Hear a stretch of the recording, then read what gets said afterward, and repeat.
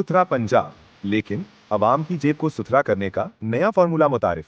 ख़वातीनो हजरात तैयार हो जाइए, क्योंकि अब आपका कूड़ा भी जेब पर भारी पड़ने वाला है। जी हाँ, पंजाब हुकूमत ने सुथरा पंजाब के तहत नया टैक्स लगा दिया है। नाम रखा गया है कूड़ा टैक्स। कूड़ा भी आपकी जेब हल्का करेगा।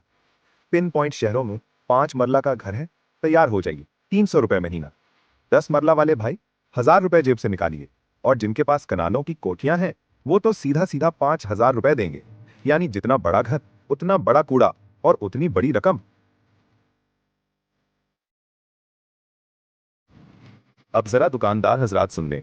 छोटी दुकान वाले 500, दरमियानी दुकान वाले 1000 और बड़े तजारती मराकज वाले 3000 रुपए टैक्स देंगे। यानी कपड़ों से ज्यादा अब कूड़ा कीमती लगने वाला है।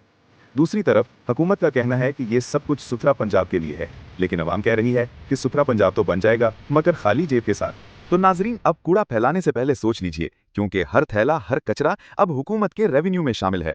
वारिस सरकार, अवाम का कूड़ा भी आपने कमाई का जरिया बना लिया। तालियां।